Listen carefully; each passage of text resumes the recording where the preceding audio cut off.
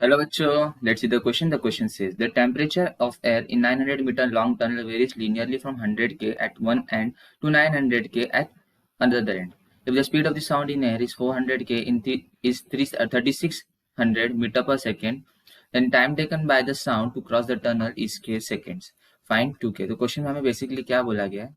Question में ना एक लॉन्ग टनल दिया गया है, ठीक है हमें, और उसका जो लेंथ होगा वो कितना बोला है, वो 900 मीटर लॉन्ग बोला है टनल का, और वो वेरी कर रहा है उधर उसमें से टेम्परेचर, ठीक है, from first end 100k to the another end 900k के बराबर। अब मुझे ना क्या करना है, मुझे speed of sound find out करना है जब जो मेरा एयर है एट 400k होगा और जो वेलोसिटी ऑफ साउंड दिया है वो 3600 मीटर पर सेकंड दिया। और बोला है कि जो time taken by the sound to cross the tunnel is K seconds, ठीक है। हमें क्या फाइंड आउट करना है, 2k की वैल्यू फाइंड आउट करनी है। तो इस क्वेश्चन का की कॉन्सेप्ट क्या होगा, की कॉन्सेप्ट हम जैसे जानते हैं कि अगर लेट अस कंसीडर कि ये मेरा कोई टनल है, ठीक है, ये कोई मेरा टनल पाइप है, ठीक है। इनिशियली इसका टेम्परेचर कितना था, 100k। इसकी लेंथ कितनी दी है हमें, ये दी है 900 मीटर्स लॉन्ग, ठीक है। और इसका जो फाइनल जो एंड का जो एंड का पार्ट है उसका टेम्परेचर कितना होगा, वो होगा 900k के बराबर, ठीक है। अब मुझे बोल रहा है कि यहाँ से अगर टेम्परेचर लीनियरली वेरी कर रहा है तो मेरे टेम्परेचर का रिलेशन क्या होगा। मेरा टेम्परेचर का रिलेशन होगा with the length T is equals to K into L plus C, ठीक है। ये मेरा एक रिलेशन बन गया टेम्परेचर के साथ विथ लेंथ, ठीक है। एक और रिलेशन होता है, हम जैसे जानते हैं हमें क्या दिया, वेलोसिटी दिया है, ठीक है, वेलोसिटी और टेम्परेचर भी दिया है, तो हमें पता है कि वेलोसिटी और टेम्परेचर में भी एक रिलेशन होता है, वो होता है v is equals to root v is equals to root root शायद t, हाँ, रूट t इंटू सी के बराबर, ठीक है। ये दो रिलेशन हो गया,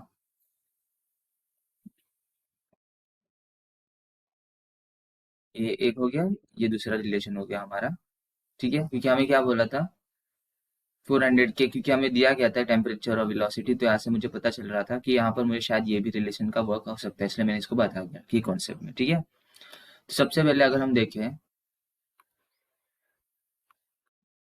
तो अगर देखें सबसे पहले तो जो मेरा टेम्परेचर का फॉर्मूला है, अगर उसमें देखो तो इनिशियली क्या कंडीशन थी, इनिशियली कंडीशन थी कि जब मेरा टी इज इक्वल टू कितना था, 100k था, 100k के बराबर था, ठीक है। तब मेरा जो रिलेशन अगर मैं इसको इसमें डाल दूं ना, इस हमारे की कॉन्सेप्ट में, तो ये हो जाएगा 100 इज इक्वल टू लेंथ कितना था, जीरो, इनिशियली जीरो लेंथ था ना, यहाँ पे हम लोग देख रहे थे इमेज पे, प्लस सी, तो यहाँ से मुझे सी की वैल्यू मिल जाएगी, सी की वैल्यू कितनी मिली, 100, ठीक है।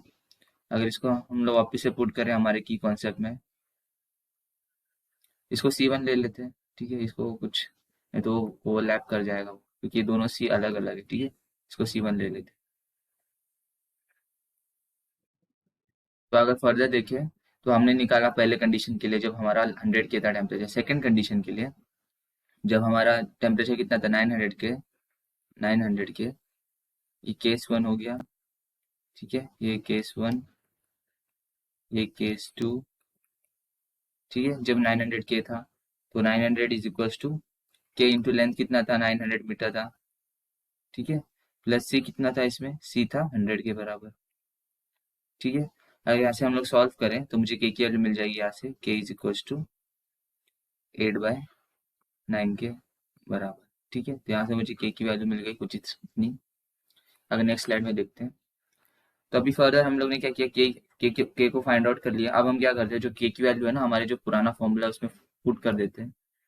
तो हमारा जो पुराना की कॉन्सेप्ट का फॉर्मूला था, टी इज इक्वल टू, ये हो जाएगा के यानी कि 8/9 इंटू एल प्लस 100, ठीक है। तो यहाँ से मुझे टेम्परेचर में एक रिलेशन मिल गया, टेम्परेचर और लेंथ में, ठीक है।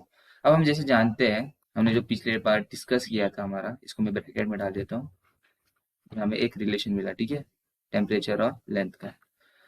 हमने बात किया था जो वेलोसिटी होता है वो क्या होता है, C1 इंटू रूट टी के बराबर, ठीक है। तो हमें क्वेश्चन में दिया था, हमें वेलोसिटी दिया था वो कितना था, 360 मीटर पर second is equal to C1, और जो टेम्परेचर था जो हमें क्वेश्चन में दिया था उस स्पीड के लिए वो कितना था 400 के बराबर। तो यहाँ से मुझे सी एन की वैल्यू मिल जाएगी, वो कितनी मिलेगी, वो मिलेगी 18 के बराबर। ठीक है, यहाँ से मुझे सी वन की वैल्यू मिल गई।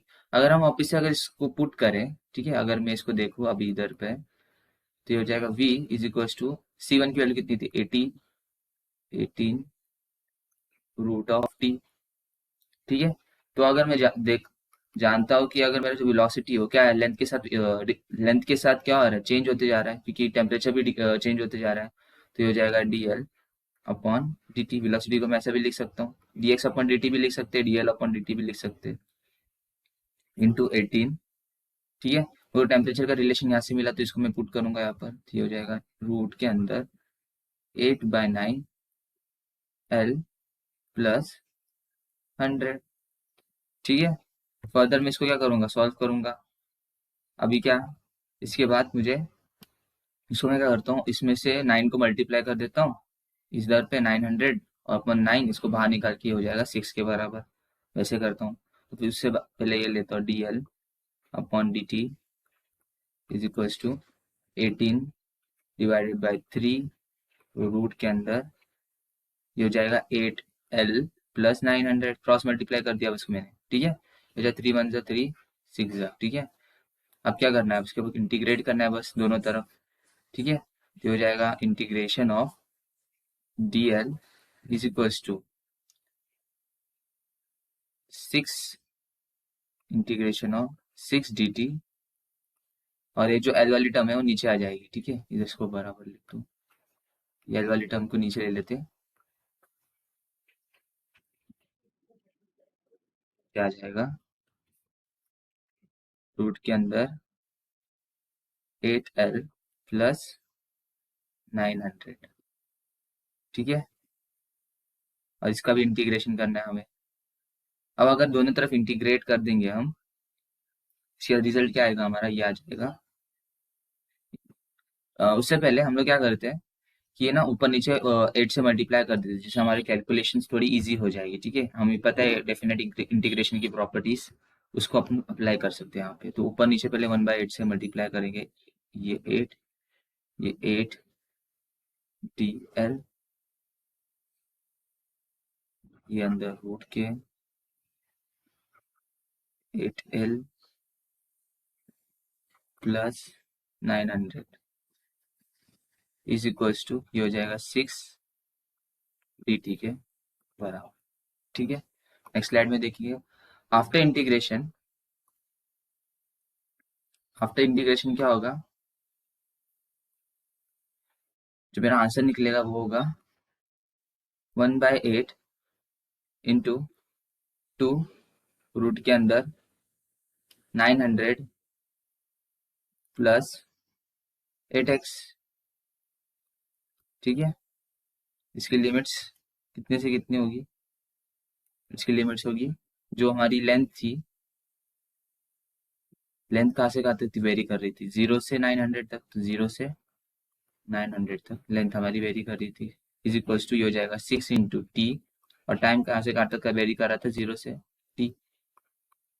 ठीक है, आफ्टर इसको वैल्यूज पुट करने के बाद हमें क्या आंसर मिलेगा, इसको अगर हम पुट करें, हमारा जो ना upper limit minus lower limit हम करेंगे, तो यहाँ से हमें मिलेगा रूट के अंदर 900 टी। ठीक है, 900